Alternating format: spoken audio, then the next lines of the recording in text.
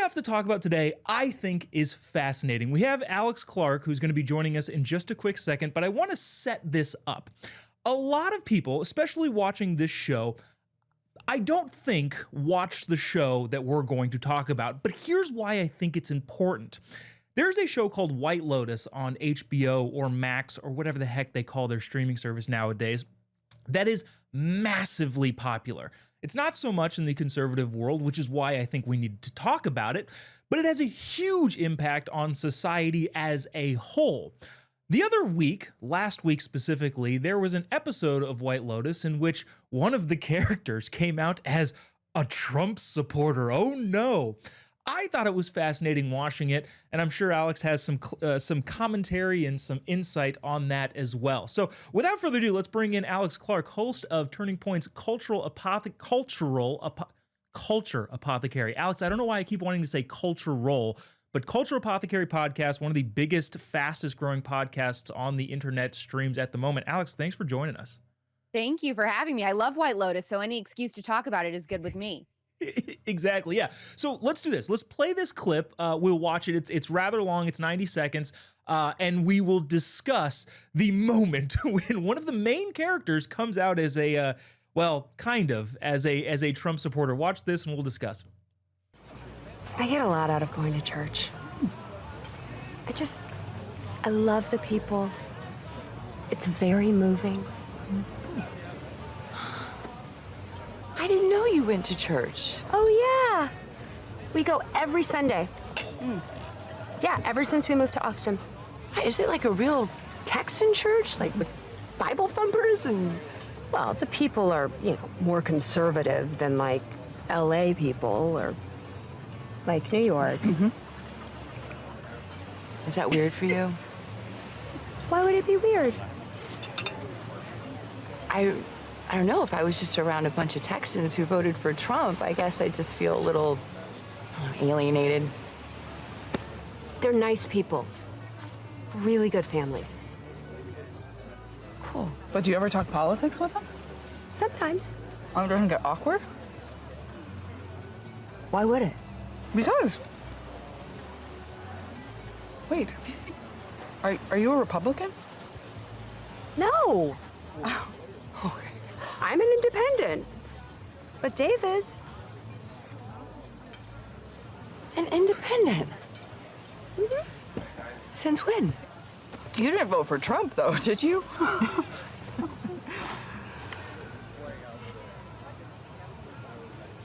Are we really going to talk about Trump tonight?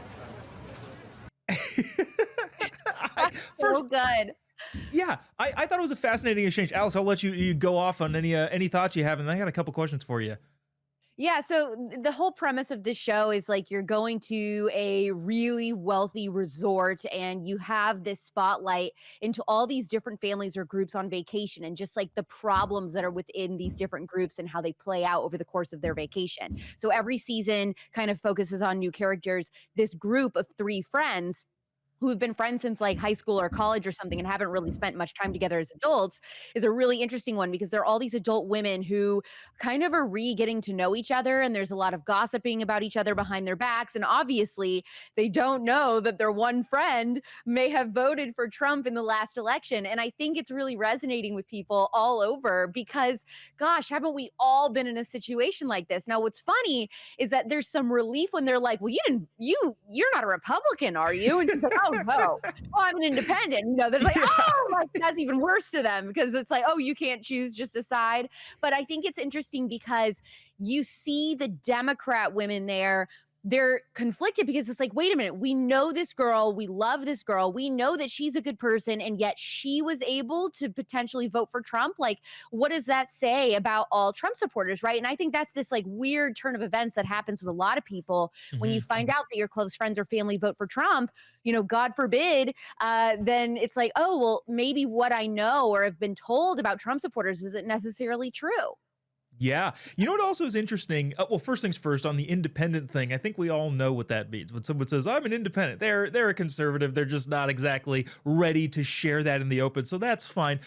This is what I thought was fascinating, and not to dig too far into this show, but the two other girlfriends, one is divorced and kind of struggling, living in New York. The other one's lives in LA and is an actress and married some guy who's 20 years younger than her. Interestingly enough, we don't know a ton about the characters, but the character that is the Trump supporter is married with kids and seems to have their lives kind of together already.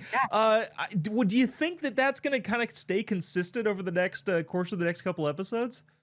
Oh my gosh. Well, this was like a huge bomb to drop in this friend group. So I'm very excited to see now what is going to happen, because it isn't only those two ganging up on the Trump supporter. All of them have been talking about each other behind each other's backs. So it's like we don't know where the true alliances actually lie. But if you've never watched White Lotus, I mean, it's such a fun show because you just kind of get to be a fly on the wall for people's secret problems. And they, on the outside look like they have it all together, but they're really falling apart. And that's what makes this show so good and why it's won so many awards. So just so people know how big of a deal this show is, 9.3 million people on average watched every episode in season 1. That jumped to 15.5 million for season 2 on average per episode. You don't get more than a couple million on any real given TV show ever anymore. So 15.5 million is a huge number. Zoom out past the show a little bit, and I'm curious your take, because you've been in this cultural world for a really long time. What that clip said to me was kind of a statistical evidence of, well, conservatives generally have way more liberal friends than liberals have conservative friends. You kind of being in the artsy world, in the cultural world, can you kind of talk about your experience kind of in that vein? I'm sure you've got lefty friends, but I'm curious, do you think your lefty friends have conservative friends outside of you? No, they definitely don't. And what's interesting is, like, so in that clip alone, Jobob, that woman who is the Trump supporter, she knew obviously going into it that her friends were Democrats. She had no problem with it. They are the ones who brought this up and were like confused, like, oh, you go to church? Wait a minute. You didn't vote for Trump, did you? And then they were all like super, concerned about it. And she was like, oh yeah, like we're just having a dinner, like no big deal. To her, it didn't matter that they had different views, but you can see how to the liberal friends, it greatly mattered. But yeah, I would say, it's interesting is that before the MAHA movement, the Make America Healthy Again movement, which I'm a part of, all of my friends that would be more liberal kind of dropped me. And then a lot of them started to kind of flock back in this last election because so many people like her voted independent or something, or ended up voting for Trump based on the MAHA topic. And so now they're kind of like all in on my show and what I talk about on a day-to-day basis. And they're like, well, I don't know that I agree with Alex on everything, but I definitely agree with her on the health stuff. So they're all coming back around. It's so interesting how different already the Trump admin this time around is compared to before, the Trump presidency this time around compared to before. It's like, 70 something percent of the country voted for Trump. So statistically, yeah, any big group dinner with friends or family, you're going to have a lot of Trump supporters there, whether they're admitting it to you or not. And likely a lot of them are probably pretending like they didn't, and they totally did, because otherwise you couldn't explain the numbers in this election. Yeah, no, that is fantastic to watch unfold in front of our own eyes.